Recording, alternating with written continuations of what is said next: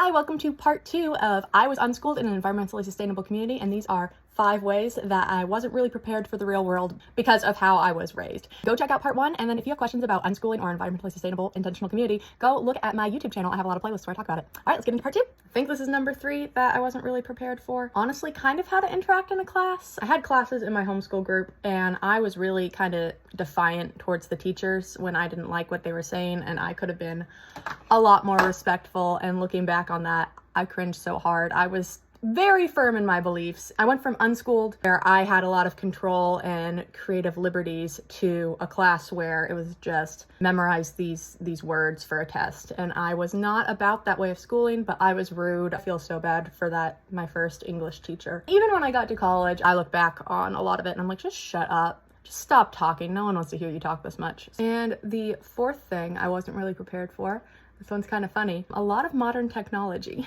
I wasn't Amish or anything, but I did not grow up with a dishwasher or a clothes dryer or any of those things because my house was really energy efficient. Apparently, my fiance now says an ick for him was when he came over to my apartment and saw how I loaded the dishwasher because I didn't know what I was doing. Little adjustments now I'm making. And the 5th thing I don't think I was quite prepared for is learning how to set firm boundaries in my life. In my unschool group, all of the ages were like together. We weren't separated by class. I mean, we had like an hour where we had specific projects separated by ages, but other than that, there was a lot of time interacting with all the age groups, and that was great for so many reasons. Is I learned how to interact with everybody, older kids and younger kids and all of that. But it also meant we had to be very inclusive towards everybody, which, you know, is good in theory. You don't always want someone's little sibling to be hanging around with you, and we weren't really allowed to say, no, I just want to hang out with my friends, because that was seen as like being exclusive and bullying. I don't believe in bullying, that's not okay. But sometimes